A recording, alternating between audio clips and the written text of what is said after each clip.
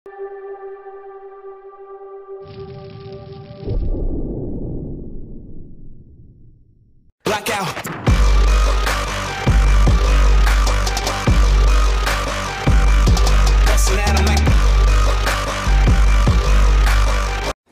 আরে আইলাম মাত্র বিদেশে, এত অবস্থা। এই শোনো, জি অঙ্কেল।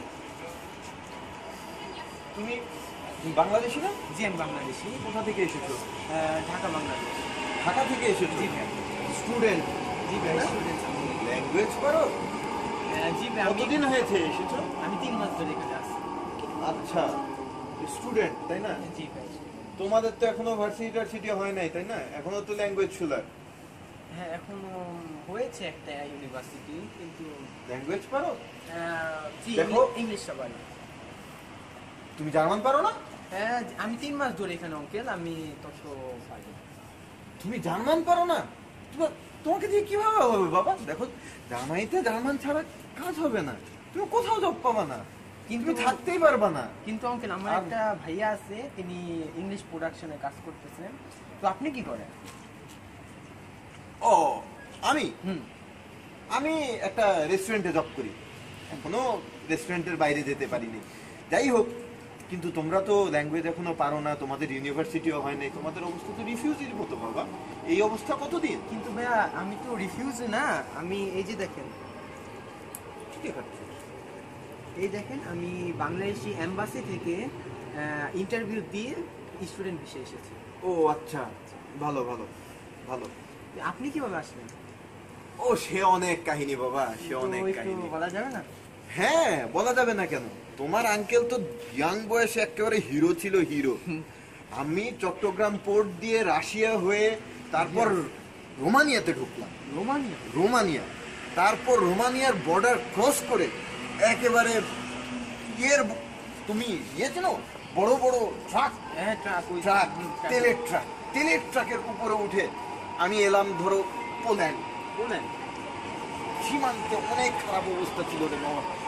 তখন বাবা আমি পোল্যান্ড থেকে এই শীতের ভিতরে সাঁতরে জার্মানিতে চলে এলাম। ওরে বাবা, তাহলে আঙ্কেল আপনি অনেক কষ্ট করেছেন। কিন্তু আমি বাংলাদেশ থেকে ডাইরেক্ট এসেছি। একেবারে টারজানের মতো বাবা। এইগুলো তোমাদের দিয়ে কিভাবে হবে বলো? আপনি টারজান বলতে গেলে একেবারে বলতে পারো। আর আমার ভিসাটা কিন্তু টারজান। বলতে হবে না আঙ্কেল?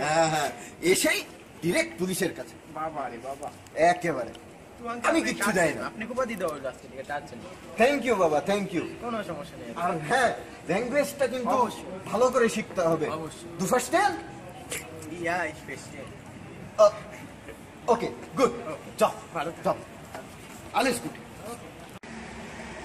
আসসালামু আলাইকুম আঙ্কেল। ওয়ালাইকুম আসসালাম। কি কেমন আছো? জি ভালো আছি, আপনি কেমন আছেন? আমি ভালো। আঙ্কেল শুনলাম আপনি নাকি অসুস্থ ছিলেন।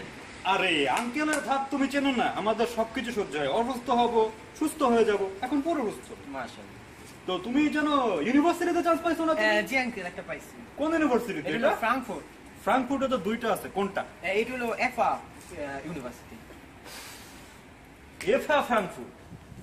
কি আশা করলাম, কি করলাম? এফা তোমার একটা সেকেন্ড ক্লাস একটা ইউনিভার্সিটিতে তুমি চান্স পাইছো। ভেবেছিলাম যে গোয়েথে ইউনিভার্সিটি, টুবিঙ্গেন ইউনিভার্সিটি, কেউ মুনশেন, ওইসব জায়গায় তুমি চান্স পাবা, ঠিক আছে? আর তোমার মতো বয়সে জি আঙ্কেল আমি ঢাকা ইউনিভার্সিটিতে অনার্স মাস্টার্স দুইটা শেষ করে তারপরে জার্মানিতে এসেছি। অনার্সে আমার রেজাল্ট কি ছিল জানো? কি ছিল? First class third.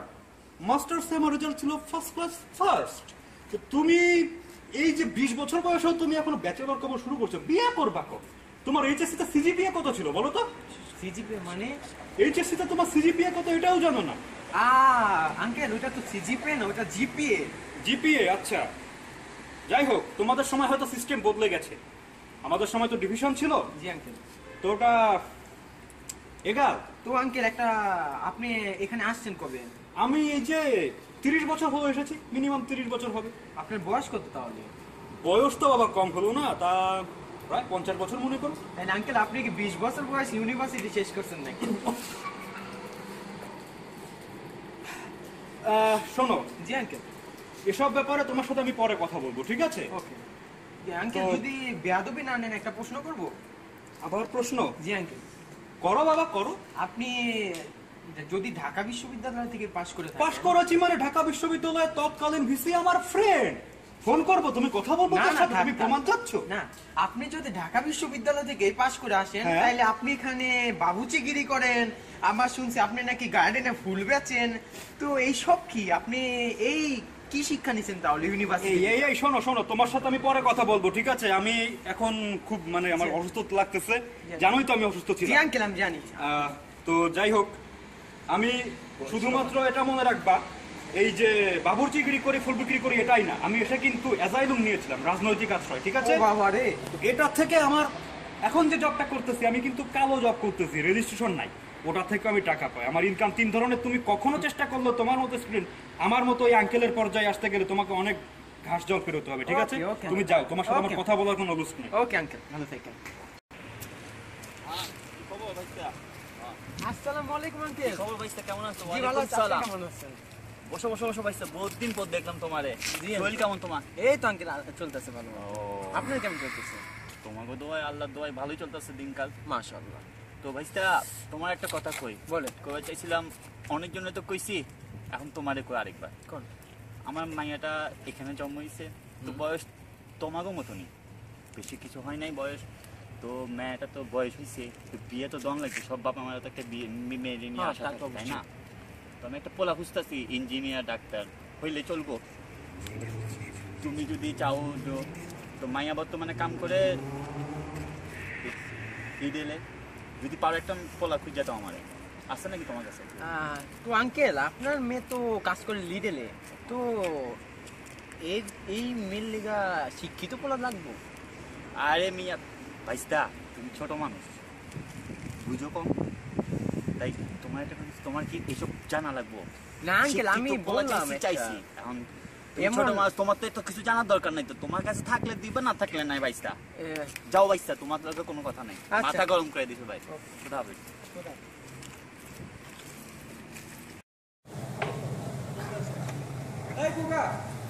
আসসালামু আলাইকুম।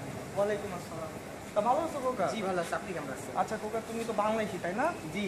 আচ্ছা খোকা, তোমার কাছে কি বরিশাল বা নোয়াখালী এসব অঞ্চলে কোনো অশিক্ষিত ছেলে আছে নাকি? আঙ্কেল, বাংলাদেশের 60% ছেলেই তো এখন শিক্ষিত। আপনি অশিক্ষিত দেওয়া কি করবেন? 60% শিক্ষিত, 40% তো অশিক্ষিত আছে। ওই 40% কেউ আছে নাকি? না আঙ্কেল, নাই দুঃখিত। ও আচ্ছা শুনো খোকা, আমি তো এই জার্মানিতে আসছিলাম, তুমি তো জানোই অ্যাজাইলুম মারছিলাম। যাই হোক, আমি কিন্তু একটা ইতালিয়ান মেয়ে বিয়ে করেছিলাম। আমার ফ্যামিলি এখন কিন্তু জার্মান ফ্যামিলি। আমি আমার বাচ্চাদের সাথে জার্মান ছাড়া কথাই বলি না, বাংলা। আঙ্কেল, আমারও কিন্তু একটা মাইয়া গার্লফ্রেন্ড আছে, ও কিন্তু জার্মানি। তোমাদের মতো ছেলেরা এইসব অপসংস্কৃতির আন্ডারে এসে একদম নষ্ট হয়ে যেতেছে। জার্মান, তোমরা কি এখানে গার্লফ্রেন্ড বানাইতে আসছো? এদিকে পড়াশোনা করতে আসছো, তো গার্লফ্রেন্ড কি? হ্যাঁ, তো আঙ্কেল, আপনার সংস্কৃতি কই গেল? আমার সংস্কৃতি নিয়ে তোমার আলোচনা করতে হবে। যাও দিক থেকে, ফালতু বলা কোথায়, এদিকে আসছো কি কিভাবে? হ্যাঁ, যাও যাও।